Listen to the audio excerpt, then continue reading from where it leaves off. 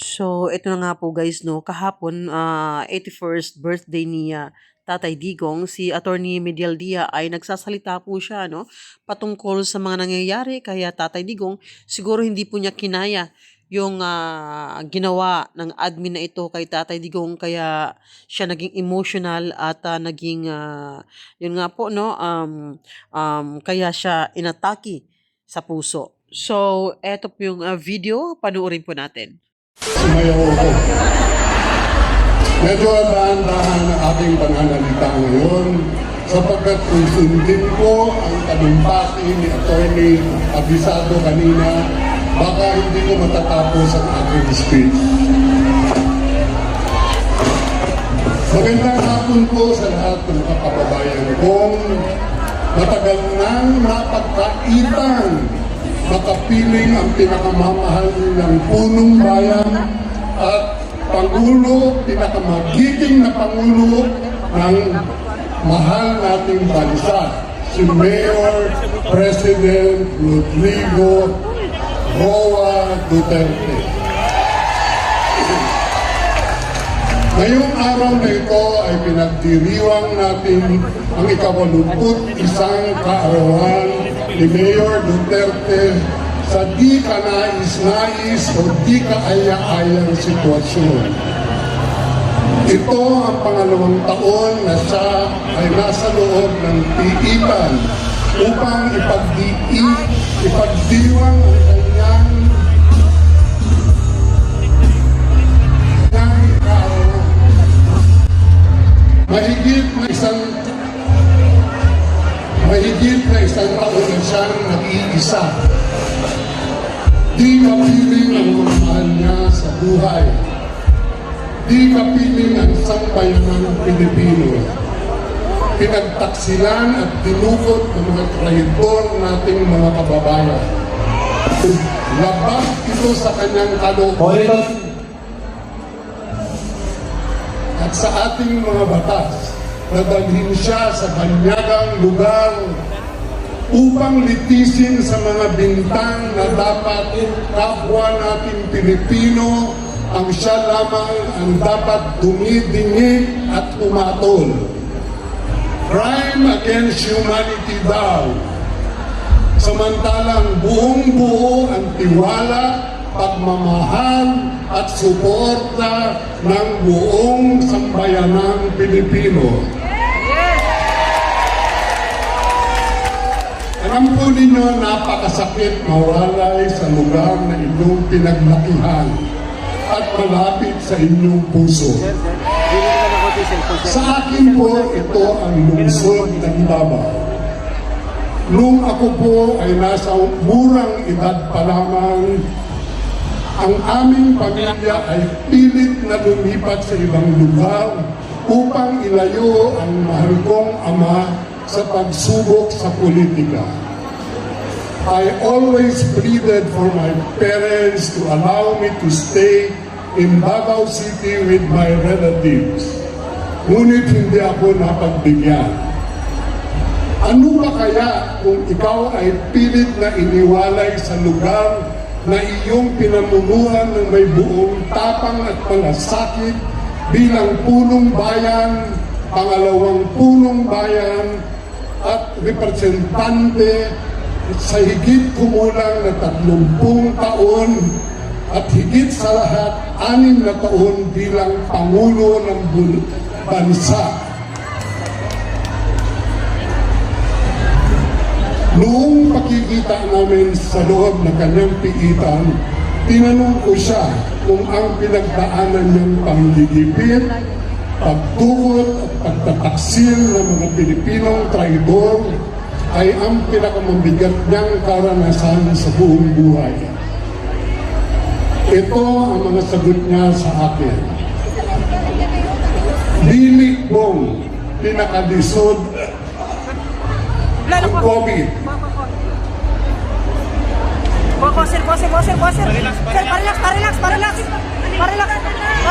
Dili kong pinakalisod ang COVID. Lalay lang. Palingkura lang. Dili kong pinakalisod ang COVID, pero apil na ni sa serbisyo sa katauhan. Wag na, wag na, wag na! Wag na, wag na! Okay. Sabay mo ko siya na ano yung ibig pwede mag-inom. Kung hindi ko na, respect din sila. Mga kulong ito. Ano pa nung Parang nabilaukan siya. kailangan ng punta mga konsolan nyo. May stress, bawal yung sila. Umiiyak kasi siya eh. Oo, iyak ko rin. Umiiyak siya. Sige, best friend talaga yung sila dalawa. Kung may WhatsApp. Yes, maybe. Siyempre, siya yung nakasunod sa gawin.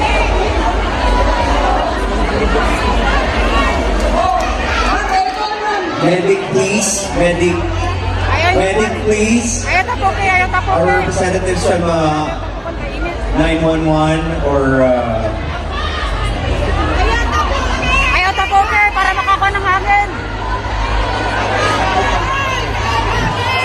Ayaw tapoke, ayaw tapoke. Itong responder na to, no? Paliw. Please give some way. Please, Ay, please, patapoke. dili na magtapok Ayaw para tapoke. makaginawa ang tarong si Atty. He's okay, he's okay. Relax lang. We just need some medical assistance for Atty. Miguel Dea.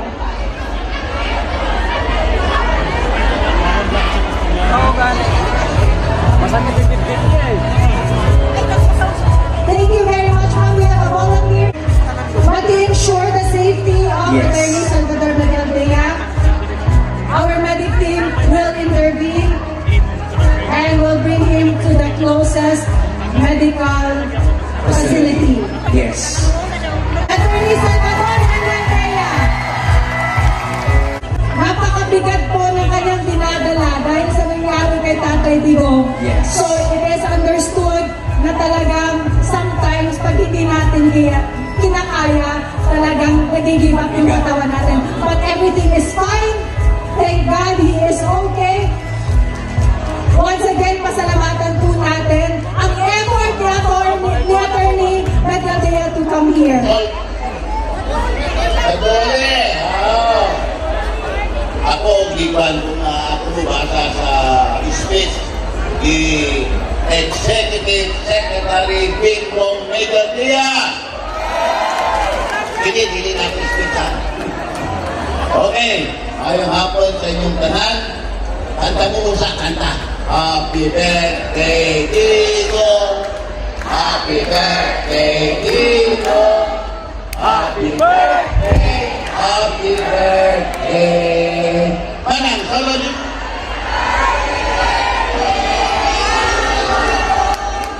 Okay, si Manang.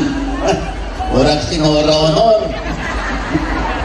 Damang-dama ko ng kasalukuyan pinagdaraanan ng ating krisis, si Mayor Duterte lamang ang siyang may kakayahang itawid ang sambayan ng Pilipino sa ginhawa tulad ng pagtawid niya sa atin noong panahon ng COVID crisis. Ayun mo, nakakalungkot at mag-iisang buwan ng pataas ang presyo ng bilihin, kawalan ng langis at iba pa. Kamakailan lamang nagdeklara ng state of national emergency. Pinagmamalaki pa na pinakauna daw ito sa buong mundo. Kakakon. Siyempre naman, wala kasi talaga silang handang kakayahan maski na nung wala pang krisis at anumang mga krisis. Magaling lamang sila umanda at ayusin ang kanilang malalaking maleta. Ano ba kailangang maleta yan? Meron! Ay sus, matandaan ninyo, may nag-alok sa akin ng 1 billion para tumakbo sa Davao. Sus, kung gidawat na ako ito, siguro mga 1,000 maleta ang lahat ng tao. Pero, imang ko mahilig sa maleta. Ayan, nakakalungkot na tayo ay nasa ilalim. Wala. Maleta na ni. Walangan. Wala na ang maleta.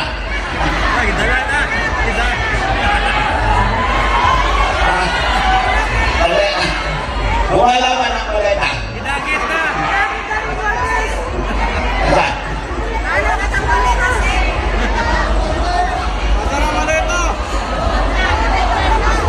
Ayan.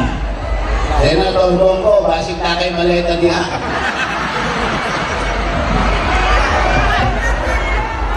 Ako, Secretary Delo Elzana, ilan ba ang dala mong maleta? Galing Manila. Ayan. Yung mga tao doon, nakakaya, mga limpit. Yung mga congressman doon, 10 maleta. Puno-puno ng pera. Ayan.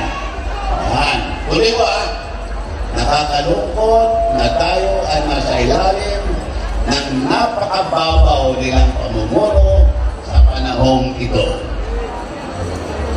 Minsan, ako ay nabansagang best friend ng bayan. Napakalaking karangalan, pero sa tutulan, iisa lamang ang best friend ng bayan. Sa 6 na taon kung pinagsisilbihan kay Mayor Duterte, di ko siya nakitang umatras sa serbisyo para maayos lamang ang kapakanan ng bawat Pilipino at bawat Katoliko. Siya ang tunay na best friend ng bayan. Pero alam niyo, ako ang best friend ni Digong. Kasama ko yan sa YMCA, 1964 hanggang 1970. Oo, lagi kami kumakain ng adobong iro. Ayan, hindi man natin siya kapiling sa kanyang karawan ngayon. Lagi nating iparama sa kanya ang buong nating pagmamahal at sabay-sabay natin ilingin sa ating mga dasal. Buong may kapal na ibalik siya sa bayan. Baka nagkakaling ibang bayan na dalhin. Pinamumunuan niya ng may buong tapang at malasakit. Bayang minahal. Minahal niya ng mahigit pa sa kanyang buhay. Ganyan magmahal si Tatay Digong.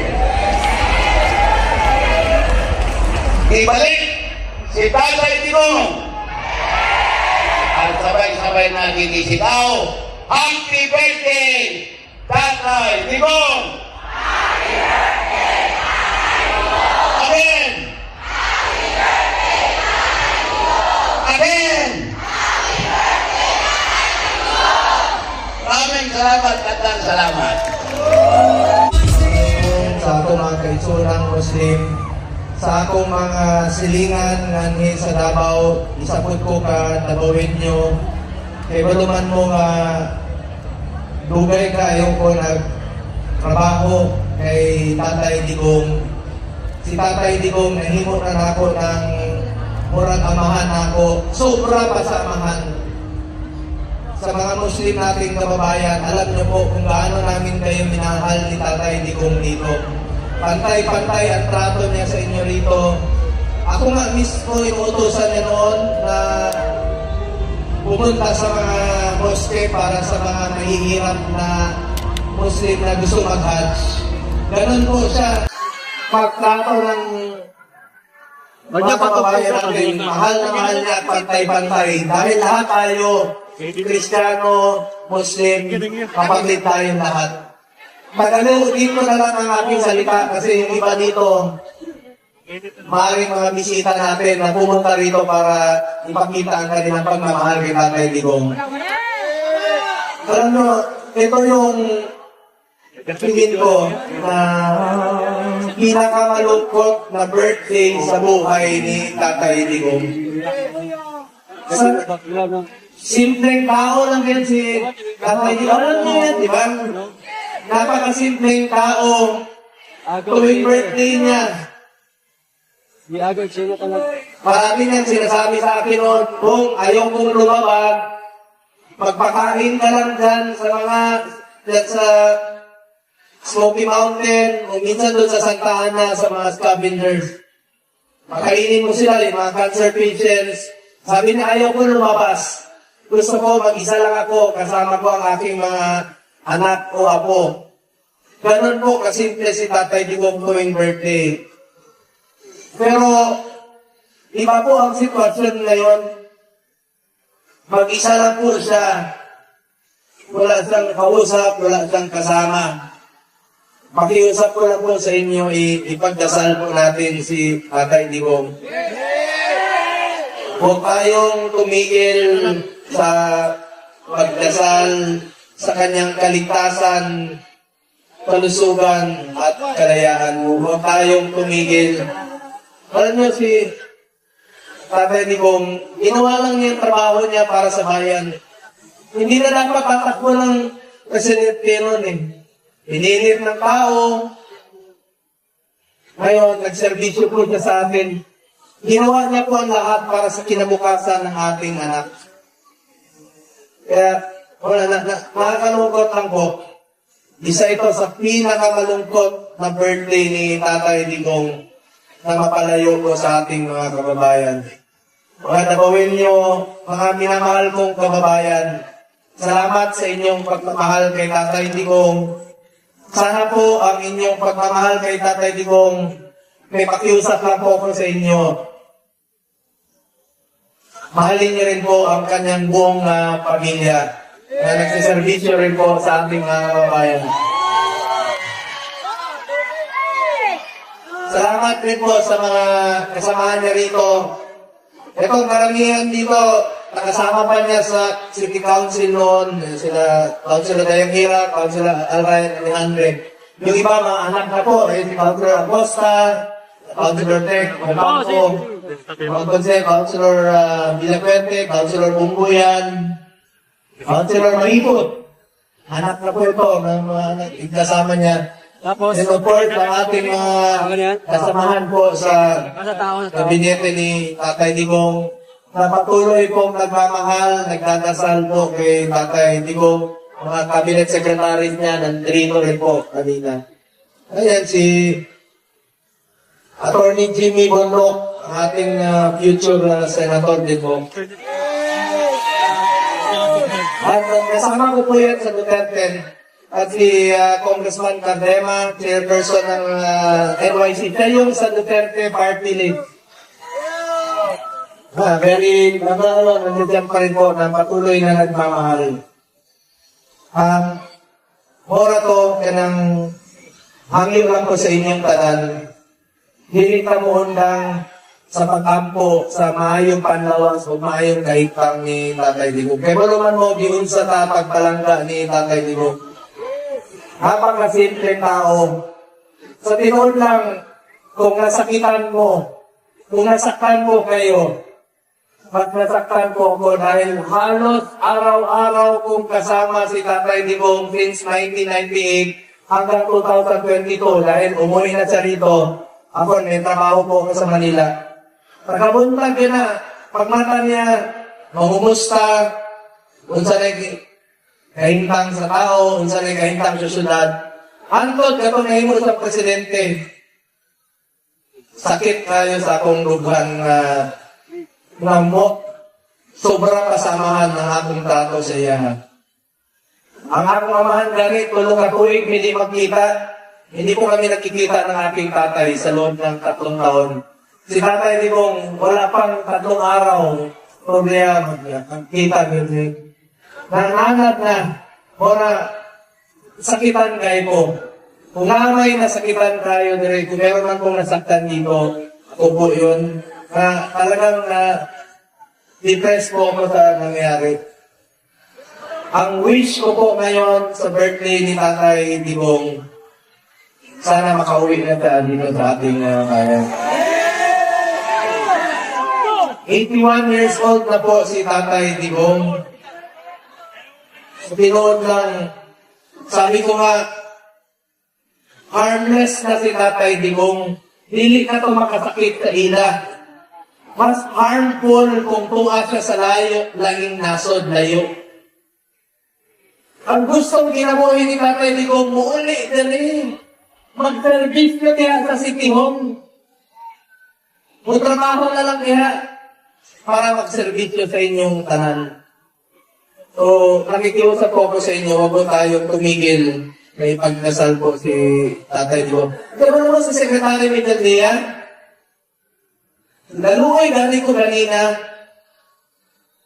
Kaya kung mo nga pag dala sa Netherlands sa iya, siya to'y kauban sa aeroplano. Pag-abot niya na to, gidala sa hospital si Secretary Medallia. Kaya atake siya. Nakawag tong security ni Tatay Digong, ingon niya na nawala ng namuti ng mata. Ibutangan sa pacemaker na to. Muna to siguro karon nga ito, idara naman po, 74 years old na po si Secretary Medallia. Palakpakan po nato, Secretary Medallia. So, salamat kayo sa inyong pagbangga. Mga nabawin nyo, mga minamahal kong kababayan. Maraming salamat po sa inyong pagmamahal. Tatay Digong. Salamat kayo. Pinagagwa agad mo rin Tatay Digong sa Tinola. Duterte! Duterte! Duterte! Duterte! Duterte! Duterte! Duterte! Kung naalam ko galis Tatay Digong, malipay ito. Mana ang inyong suporta kung pagpangga ka niyan. Dagang salamat kung mayong gabi sa inyong gabi. Once again, ladies and gentlemen. Alam nyo, kwentuhan ko lang kayo ng mabili. Kami ay lumaki sa hirap. Palimat-limat kami ng bahay. Nagre-renta kami. Buong kabataan ko. Tapos naging scholar ako sa UP, University of the Philippines. Tapos naging corps commander ako ng ROTC sa UP Diliman. After nun, na-appoint ako ni Pangulong Rodrigo Duterte bilang chairman ng National Youth Commission dahil gusto niya ang mga kabataang Pilipino ay maging disiplinado at merong pagmamahal sa bansa. Hindi ako anak ng politiko, wala akong masyadong kakilala, sumuporta lamang ako dun sa tumatakbong presidente galing Davao dahil alam ko na sa puso niya ang tunay na pagbabago ng bansang ito.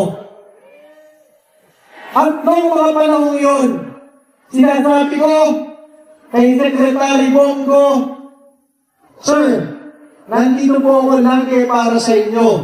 Sinasabi ko kay Pangulong Duterte, Sir, nandito po ako lagi para sa inyo. Sinasabi ko kay Mayor Sara Duterte, Ma'am, nandito po ako sa inyo. Kahit anong mangyari, nandito po ako. Maglilingkod sa taong bayan para sa inyo. Hindi ko inaasahan na after ng ilang taon, pagdating sa Kongreso, at isinalang si Pangulong Duterte sa kwartong ng Kongreso, lahat ng kongresista na naka-Duterte feast, nung ay sa isang araw, na buong araw, pinapahirapan si Pangulong Rodrigo Duterte 14 na oras sa Kongreso. Isipin ninyo, walang nagtanggol, isa lang ang nagtanggol, Duterte Youth Party List, kay Pangulong Rodrigo Duterte.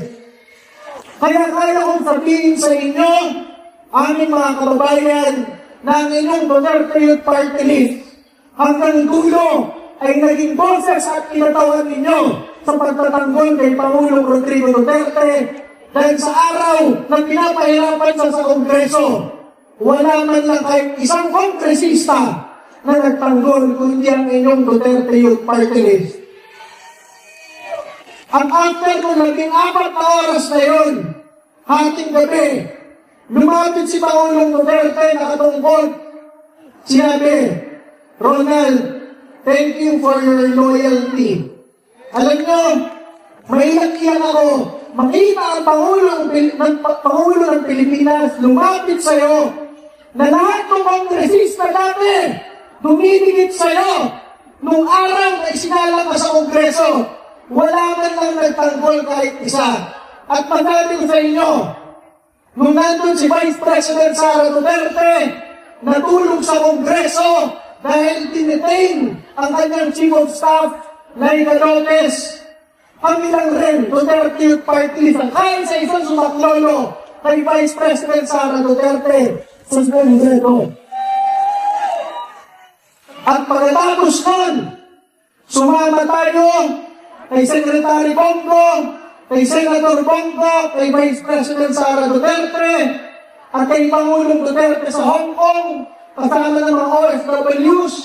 Pag-uwi namin, magkasunod na flight, dinakip na si Pangulong Rodrigo Duterte, at masabi ko sa inyo, dun sa gate ng Villamor Air Base, iniisa lang ang senador na nakahawak sa gate, Senador Bongo, palakpakan po natin.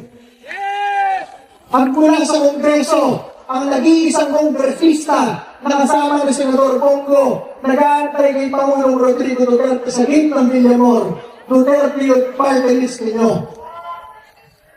Kaya masabi ko sa inyo, kung maraming nagsasabi kay Pangulong Duterte na hindi namin kayo iiwan, tayo sa Duterte Youth Party List na ibinoto ninyo bilang boses at kinatawan ninyo, hindi natin iniwan si Pangulong Rodrigo Duterte hanggang huling araw ng isang taon na dinala siya sa ibang bansa.